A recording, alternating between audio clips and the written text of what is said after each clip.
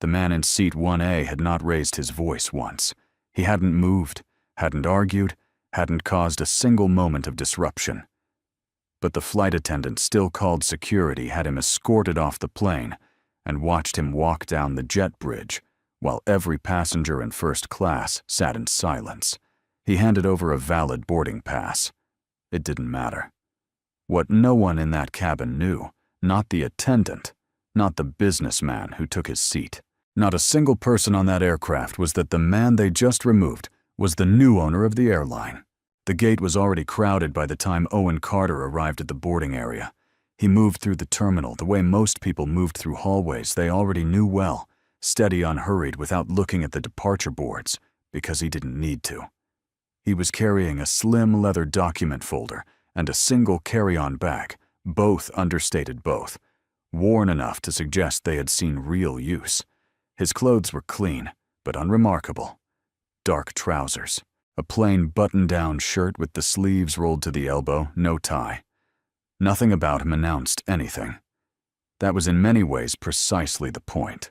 Owen was 43 years old, a single father, and had spent the better part of 2 decades building things quietly. Not quietly in the way people use that word to mean modest or shy, but quietly in the way that meant he had learned very early that the less attention you drew to yourself, the more clearly you could see everything happening around you. He ran a private investment firm that most people in his industry respected, and almost no one outside of it had ever heard of. He preferred it that way.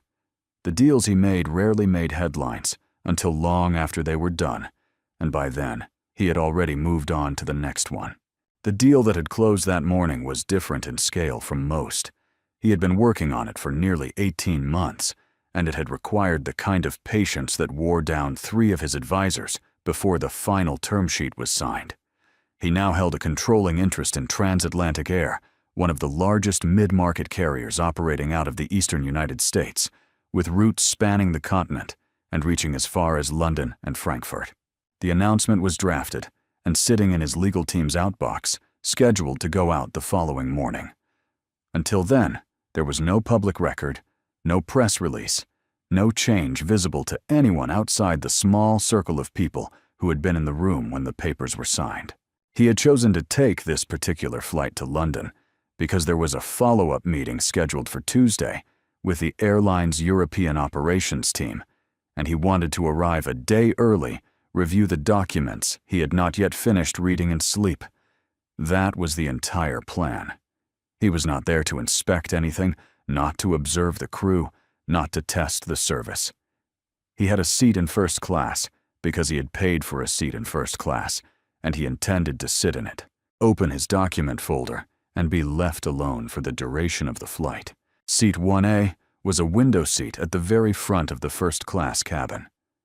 Owen stowed his carry-on settled into the seat and opened the folder across the tray table before the boarding call had even finished. He did not order a drink. He did not ask for anything. He simply sat there, reading in the particular kind of focused stillness that people who are genuinely absorbed in their work tend to carry. Vanessa Reed was already in the cabin when Owen boarded.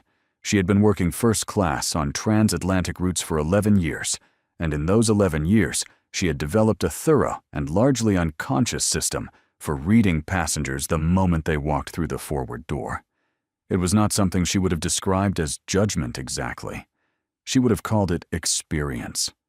She noticed the cut of a jacket, the quality of a watch, the way a person carried themselves when they believed they were being observed versus when they thought they weren't.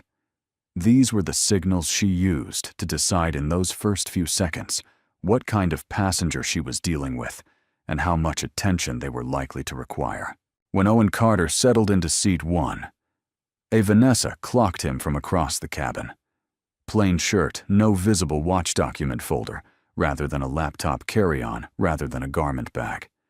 She made her read in about 4 seconds and filed it away. She did not approach him. She moved to the galley to continue the pre-departure preparation, and the boarding process went on around her without incident. Richard Holloway boarded 20 minutes later.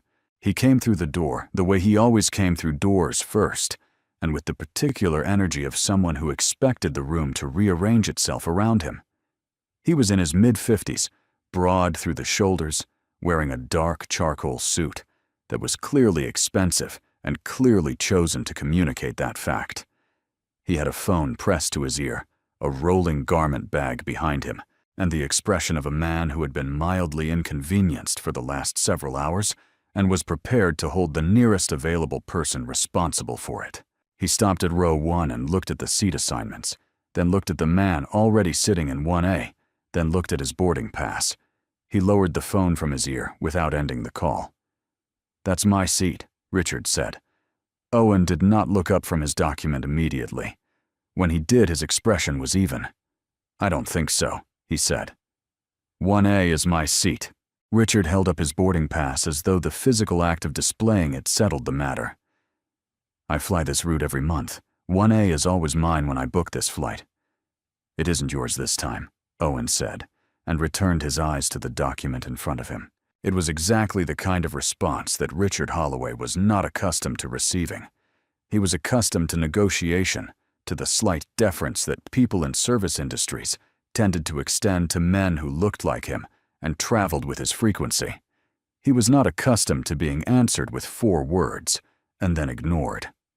The color in his face shifted slightly. He turned toward the galley. Vanessa appeared at the curtain before he reached it. She had heard the exchange from 6 feet away, and she came forward with the brisk, practiced efficiencies of someone who had handled seat disputes before and knew how to close them quickly. "Is there a problem with your seat, Mr. Holloway?" she asked.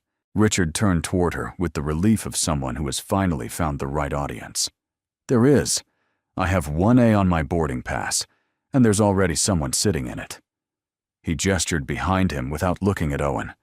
The gesture said everything about how much weight he assigned to the man in the seat. Vanessa looked past Richard at Owen. She took in the plain shirt, the document folder, the absence of the usual markers she associated with the passengers who occupied this cabin without question.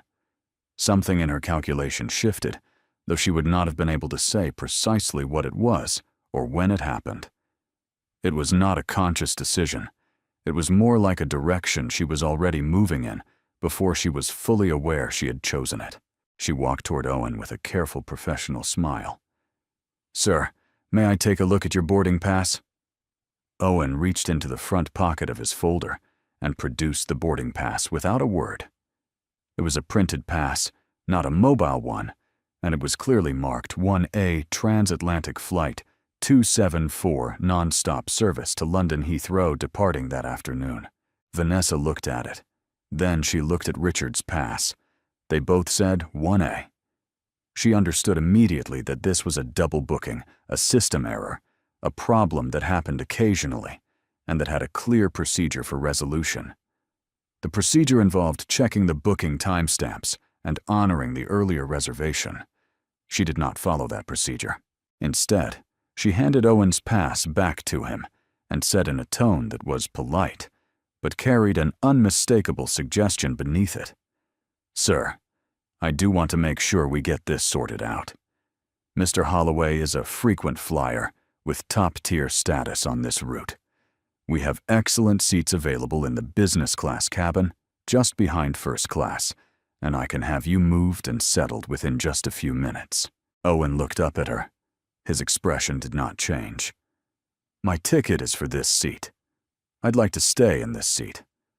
"I understand that," Vanessa said, "and I appreciate your patience, but given the circumstances, What circumstances?" Owen asked. His voice was still level, but the question was direct enough that it created a small silence in the immediate area. A woman seated across the aisle in 1B had been watching since Richard boarded. She did not look away. Vanessa kept her tone smooth. "Mr. Holloway has a long travel history with us, and in situations like this, we try to—" "His travel history is not a circumstance," Owen said. "He has a boarding pass for the same seat I have a boarding pass for. That's a booking error on the airline's part. The resolution for a booking error is not to move the passenger who is already seated. It's to check the timestamp of the original reservations and honor the earlier one." He reached back into his folder and produced a printed booking confirmation. My reservation was made 6 weeks ago. If you check the system, I expect you'll find his was made sometime after that. Vanessa looked at the confirmation. There was a beat brief but visible where the logic of what he was saying registered and where the correct professional response was obvious. She did not take it. Richard had been standing slightly behind her during this exchange, and the patience he had started with had thinned considerably. He made a sound that was not quite a laugh. "Look," he said, "I fly this carrier more times in a month than most people fly in a year. I think we both know that counts for something in a situation like this." "It counts for frequent flyer points," Owen said, still looking at Vanessa. "It doesn't count for a seat that was already taken." Richard's expression hardened. He stepped slightly forward and lowered his voice, though not enough for it to be private. "I don't know where you're from, friend, but on this route in this cabin, there's a certain understanding about how things work. I'd suggest you not make this harder than it needs to be." Owen set down his pen. He looked at Richard for the first time with full attention, the kind that doesn't require any particular expression to carry weight. He did not respond to what Richard had said. He turned back to Vanessa. "You have my confirmation. You have my boarding pass. Both are valid. I'm not moving." Vanessa straightened.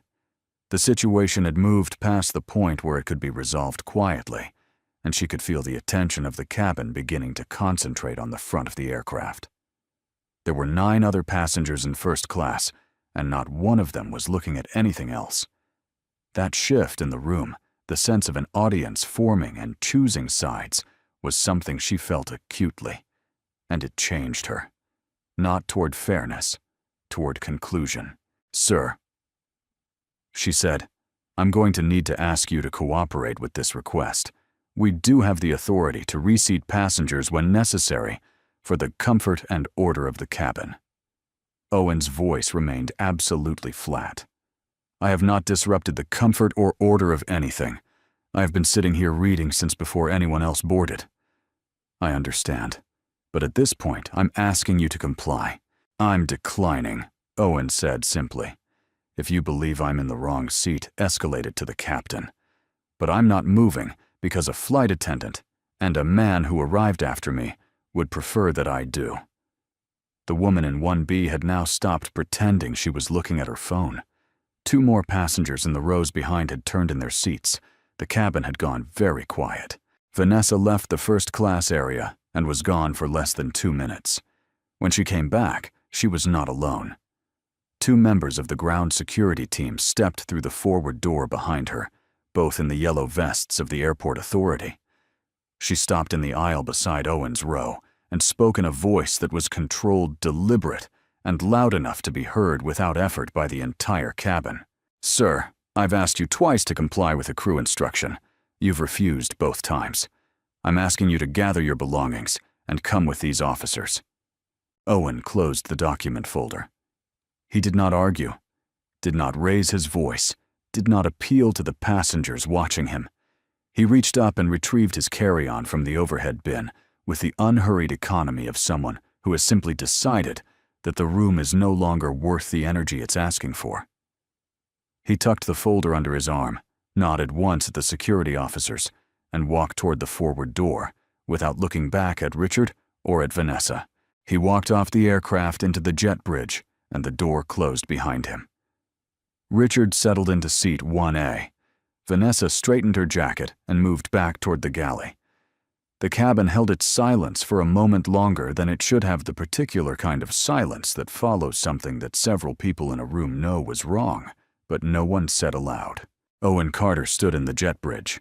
It was cool and slightly dim the way jet bridges always were, the light coming from panels above, and the low hum of the boarding equipment still running nearby.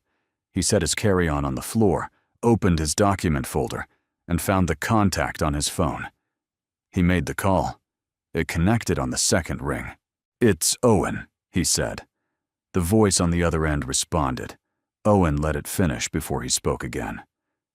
"I'm standing in the jet bridge of Flight 274. I was just removed from my seat by the cabin crew." A brief exchange followed. "Yes." Another exchange. "I think when you have a moment, We need to have a conversation about the crew currently operating this flight." He listened for several seconds. "I'll wait here." He ended the call. He stood in the jet bridge with the same stillness he had carried into the cabin. He did not pace. He did not take out his earphones or check the departure board. He simply stood there, folder in hand, and waited for what he already knew was coming. Aboard the aircraft in the cockpit, the captain's phone lit up with a call from the corporate operations center. Inside the cabin, the tension dissolved the way it usually did after a disruption. Not all at once, but in stages like air slowly returning to a room that had been held briefly underwater. Vanessa moved through first class with the composed efficiency she had spent over a decade perfecting refreshing drinks, adjusting the overhead temperature panel, doing the small, visible work that communicated to the remaining passengers that the situation had been handled and that normal service had resumed. Richard Holloway sat in seat 1A, with his jacket hung neatly on the hook beside him and his phone back at his ear, his posture carrying the relaxed authority of someone who had resolved an inconvenience and moved on. He did not appear troubled by what had happened. He appeared, if anything, mildly satisfied, but the cabin had not fully returned to itself. The woman in 1B, whose name was Sandra, had not reopened her book since Owen was walked off the plane. She was looking at the back of the seat in front of her, with the expression of someone running a sequence of events back and forth in their mind, checking the logic of it each time, and arriving at the same uncomfortable answer. Two men seated in the rows behind her had resumed their own activities, but with a distracted quality that had not been there before boarding. The conversations that restarted were quieter than they should have been for a first-class cabin at the beginning of a transatlantic flight. The room was doing what rooms do when something has happened that no one is prepared to name yet. Vanessa noticed none of this because she was not looking for it. She had made her call, the security team had responded, the passenger had left without incident. In her internal accounting of the event, it was a textbook resolution. Difficult passenger double-booking crew authority exercised, situation closed. She had handled more disruptive scenarios than she could count, and this one had not even escalated to raised voices. She moved to the galley and began organizing the pre-departure beverage service with the same steady rhythm that had carried her through 11 years of this work. Richard, for his part, had already moved entirely past the incident, in the way that powerful men often moved past incidents by absorbing them into a larger narrative in which they were always, in the end, correct. He was aware that the woman across the aisle had been watching him with something that was not quite warmth, but he had long since stopped calibrating his behavior to the reactions of strangers. He was on his phone rescheduling a meeting in London. The seat was his. The flight would depart on time. That was the full extent of his concern. What neither of them was prepared for was what happened 9 minutes later. The cockpit door opened. It opened the way cockpit doors opened on the ground during boarding, normally practically without ceremony. But the man who came through it did not have the manner of someone completing a routine check. Captain Dale Mercer was in his late 50s, a career pilot with the kind of face that long-haul flying eventually produced, weathered at the edges, settled in its expression, not easily moved. He had been flying transatlantic routes for nearly 14 years and had dealt with almost everything the job could produce. He was not a man who hurried unnecessarily or showed agitation without reason, which was why the way he walked through the forward cabin drew immediate attention from every passenger who saw him.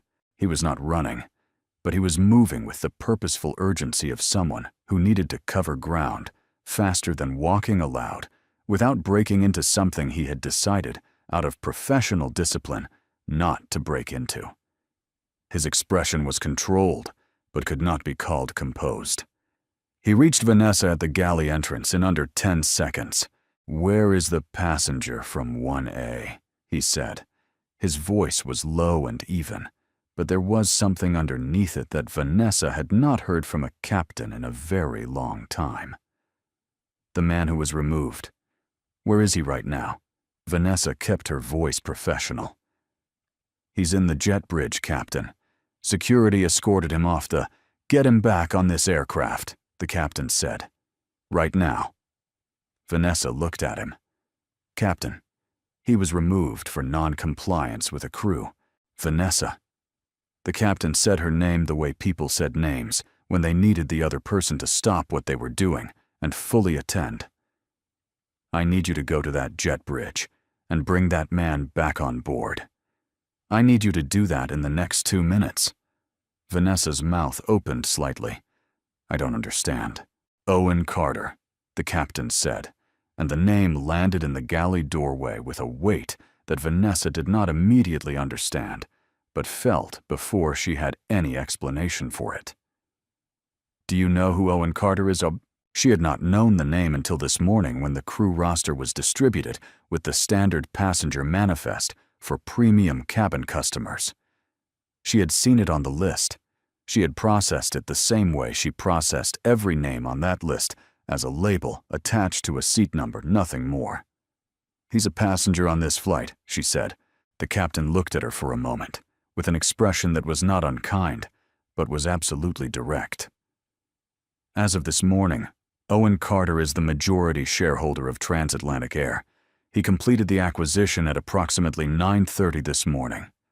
I just had the head of corporate operations on my phone for 4 minutes, explaining that to me. He let that land.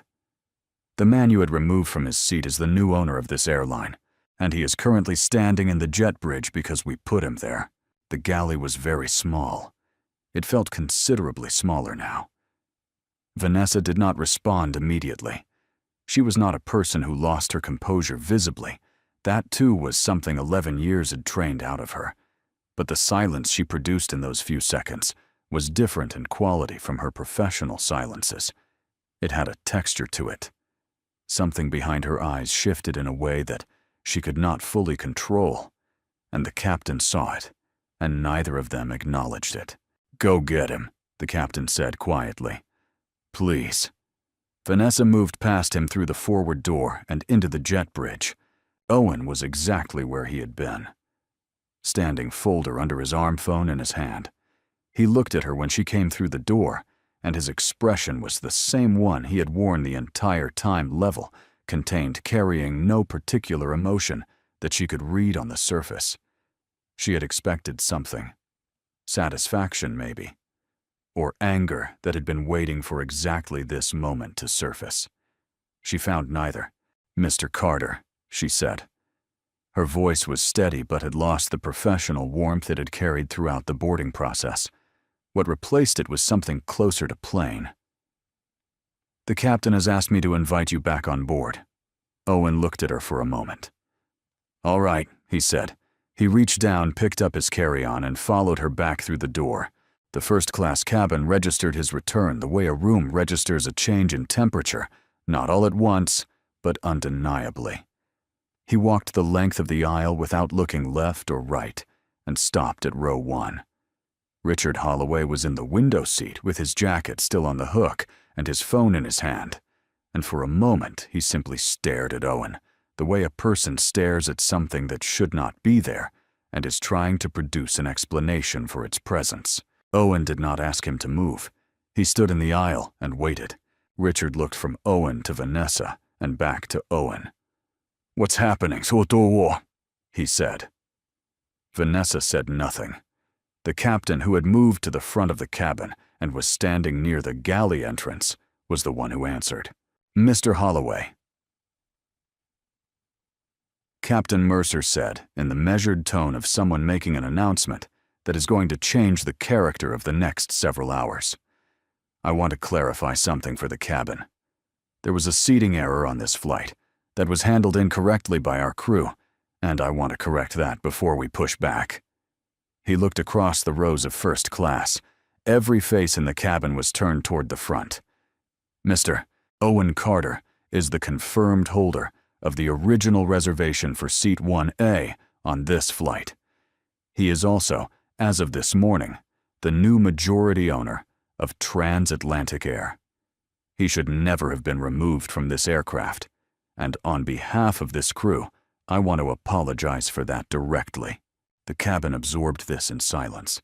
Richard Holloway's hand, which had been holding his phone, lowered slowly until it was resting on the armrest. Something in his face underwent a change that was difficult to describe, because it was not a single thing. It was several things at once: the flush of embarrassment, the particular deflation of a man who has just understood that the confidence he carried into a room was not actually his to carry, and underneath both of those, something slower and less comfortable that had not finished arriving yet. He stood up from the seat. He did not say anything. He moved past Owen into the aisle, and the captain directed him quietly toward row 2, where both window and aisle seats had remained unoccupied through boarding. Richard took the aisle seat without a word.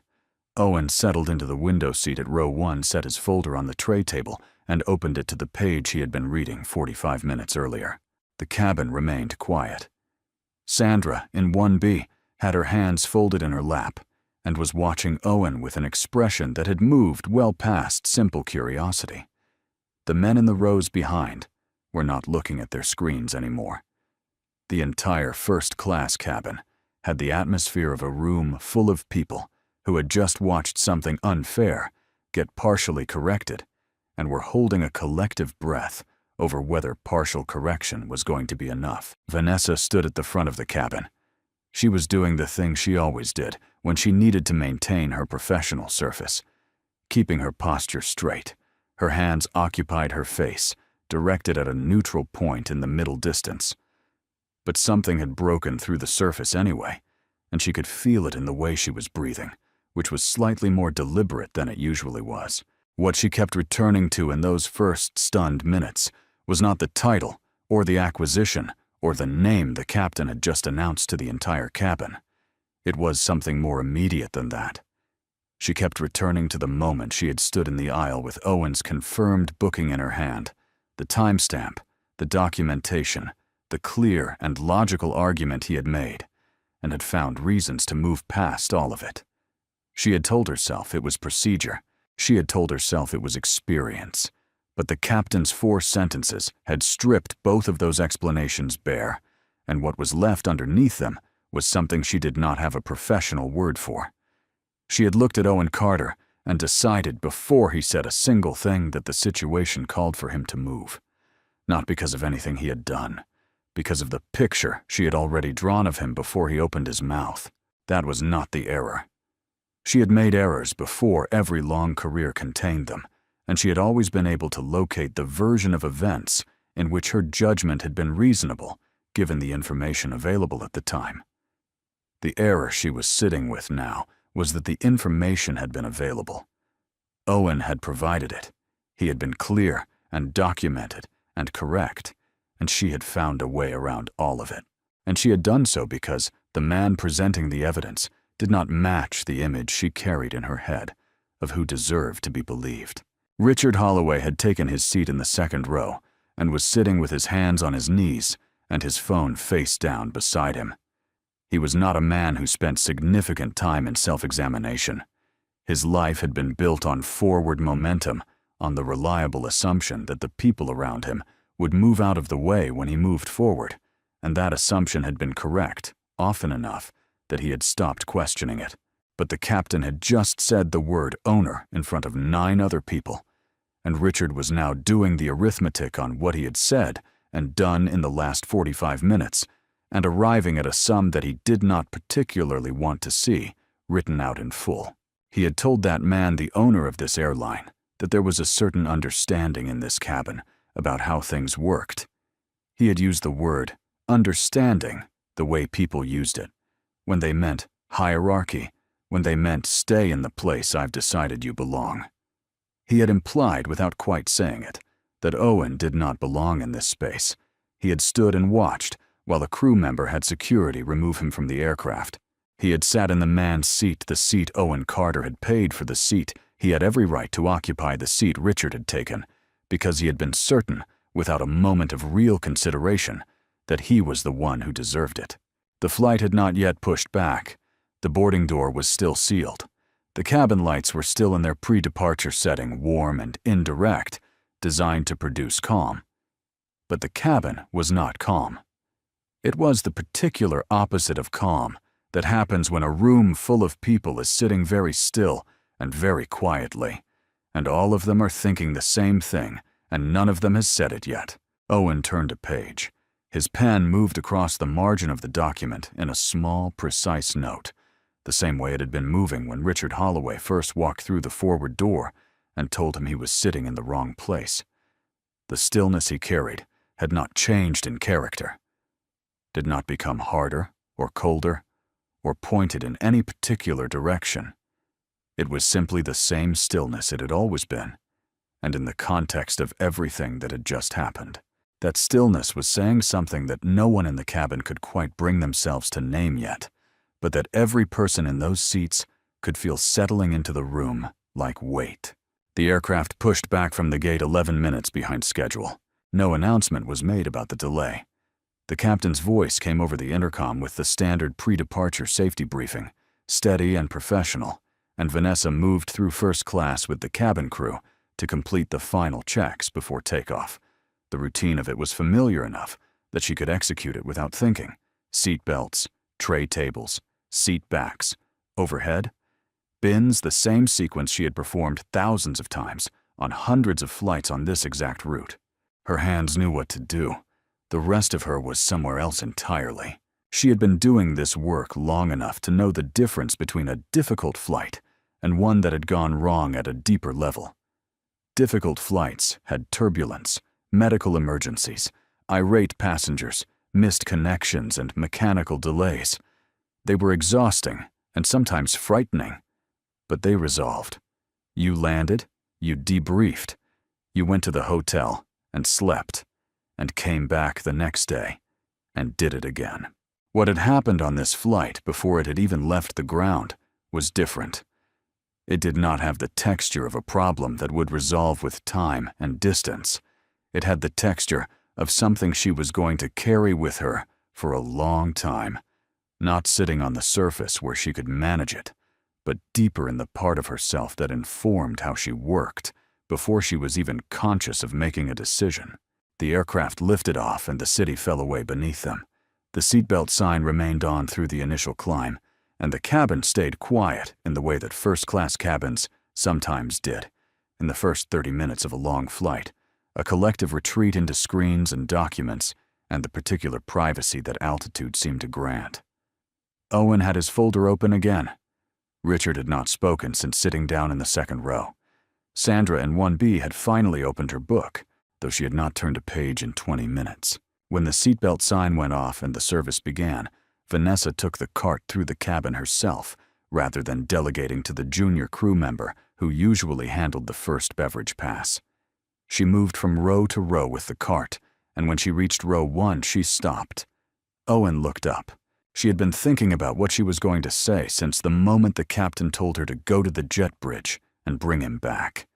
She had turned it over during the pushback, during the taxi, during the climb. She had considered and discarded a dozen versions of it. The professional version, which acknowledged the booking error and expressed regret on behalf of the airline. The careful version, which found language precise enough to communicate accountability without conceding anything that could be used against her. She had been trained over the years in the architecture of airline apologies, structured, measured, legally clean. She did not use any of those versions. "Mr. Carter," she said. Her voice was not loud. It was not performing anything. It was simply the plainest version of itself, which for Vanessa Reed, after 11 years of professional distance, was already something. "I owe you an apology. Not on behalf of the airline, that's the captain's to give, and he's already given it. I owe you one from me personally for what I did before we left the gate." She kept her eyes on him. "You had a valid ticket. You had documentation. You were sitting in your seat, not disturbing anyone. And I made a decision about who you were before you said a single word. And when you gave me every reason to correct that decision, I didn't. I made it worse." She did not look away. "That was wrong. It had nothing to do with procedure and everything to do with my own assumptions. I'm sorry." The cabin had gone quiet again. Not the held breath quiet of before, but something slightly different. The quality of silence that a room produces when it is listening because it wants to, rather than because it is waiting for something to explode. Owen looked at her for a moment. His expression had the same quality it had carried through everything. Not cold, not warm, simply present. "I hear you," he said. "Thank you for saying it. That was all." He returned to his documents. Vanessa moved the cart forward, and the service continued. Richard Holloway had been watching from the second row. He had watched Vanessa's apology, the way a man watches something that is revealing to him, with discomfort, with the growing awareness of the distance between who he believed himself to be and what he had actually done. He had spent the climb out of the airport with his phone in his hand, but not using it. The screen dark, his eyes directed at nothing in particular through the window, while the city dissolved into cloud cover below. He had been trying to do what he almost never did, sit still with something uncomfortable long enough to actually feel its shape. What he kept arriving at was not pleasant. He was not a man who had built his life on cruelty. He had never thought of himself that way. He was direct. He was demanding he held high standards for the people around him, and he did not pretend otherwise. He had always told himself that this was simply the reality of operating at the level he operated, at that the world moved faster and required harder decisions, and that the people who couldn't keep up were not his responsibility. He had told himself this so many times, and it had been confirmed so many times by the fact that the world did in fact continue to arrange itself around him, that it had stopped feeling like a justification and started feeling like a law. But there was Owen Carter in seat 1A working through a document folder with a pen, and Richard had told that man an hour ago that there was a certain understanding in this cabin about how things worked. He had said it with the full confidence of someone who knew exactly what the understanding was and exactly where everyone in the room stood within it. He had said it, and he had been wrong in a way that could not be explained away by a booking error or a long travel day, or the pressure of a rescheduled London meeting. He had looked at Owen and decided without any real information where Owen belonged. And then he had let that decision stand, even when Owen presented him with every reason to revise it. That was not high standards. That was not the demanding pace of a high-functioning life. That was something smaller and considerably less defensible.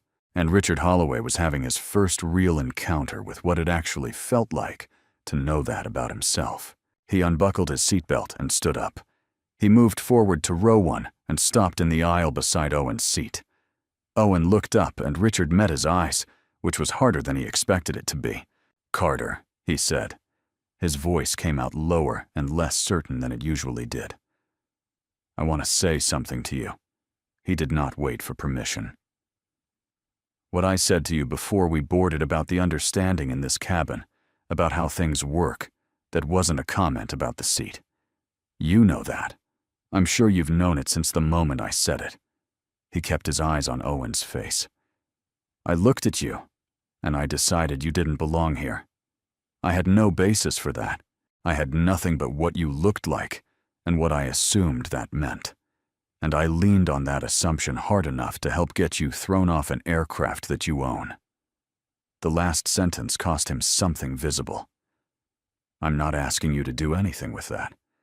I'm not asking for anything. I needed to say it to you directly." Owen set down his pen. He looked at Richard with the same quality of attention he had given Vanessa, full, unhurried, without performance. "I appreciate that," Owen said. "It means something that you said it." Richard nodded once, the kind of nod that has no follow-up, and returned to his seat. The flight continued. The meal service came and went. The cabin settled into the long rhythms of a transatlantic crossing, the dimming of the cabin lights, the gradual retreat of passengers into sleep or films or the private, slightly suspended state of mind that long flights produced. Outside the windows, the sky above the Atlantic was clear enough that the stars were visible, sharp and cold and indifferent. Owen finished the section of documents he had been working through and set the folder on the seat beside him. He leaned back. He was not asleep, but he was resting in the way that people rested when they had decided that the work was done for now and the rest could wait for morning. He had not used the word fired. He had not made a threat implied or explicit. He had not signaled to anyone on board that there would be consequences waiting at the end of this flight, because he had not decided that there would be. What had happened was serious. It would require a response. But the response he was forming was not about Vanessa Reed or Richard Holloway specifically. It was about the system that had made the outcome feel to everyone involved like the correct and natural one. The assumption that had operated in that cabin before pushback was not unique to this flight. It wasn't the product of one judgmental crew member or one entitled frequent flyer. It was the product of an environment where certain signals, clothes, luggage mannerism, the particular confidence that money produced had been allowed to function as a sorting mechanism for who received respect and who received management. That environment did not happen by accident. It was built, maintained, and never sufficiently examined, and it had produced a situation in which a flight attendant with 11 years of experience had looked at a man with a valid ticket and a clear case and found reasons to override both because the man did not match the picture she carried in her head of who belonged in the space. That was the problem Owen intended to address, not with terminations or public accountability measures, but with a comprehensive retraining of every customer-facing team member in the airline's domestic and international operations. Not a half-day module, not a corporate memo, but a full structural program that examined the assumption at its root. Vanessa was in the galley. The flight was 6 hours in, the cabin was mostly asleep, and she had a 40-minute break before the next service pass. She was sitting on the small crew seat, with a cup of coffee going cold beside her, not thinking about what she had done anymore. She had done enough of that, but about what she intended to do with it. The junior crew member she had been working alongside all evening had said something kind to her an hour ago. Something about how even good crew members made mistakes, and what mattered was how you carried them forward. Vanessa had thanked her and meant it, but she also knew that carrying something forward and actually letting it change you were two entirely different things, and she was only interested in the second one. The thing about 11 years was that it had built her into someone genuinely capable, someone who could read a cabin under pressure, manage conflict without escalation, hold a difficult situation together through sheer professional discipline. She did not want to lose that. But she understood now with a clarity that had not been available to her that morning, that somewhere inside that capability, she had also been carrying a set of assumptions she had never once examined, because they had never once cost her anything. They had cost Owen Carter something today. They had cost him his seat, his time, and the particular indignity of being walked off an aircraft he owned while 9 strangers watched in silence. The fact that she had not known who he was made it worse, not better. She had not owed him different treatment because he was powerful. She had owed him the same treatment she gave every other passenger in that cabin, and she had failed that long before his name meant anything at all. She was going to let that stay uncomfortable. Not as punishment, but as information. She was going to carry it into the next flight, and the one after that, and every boarding process that came after this one, and she was going to let it ask her a question each time she made a read on someone. In the first 4 seconds, is this experience, or is this assumption, the answer would not always be easy to find. But she was going to keep asking it.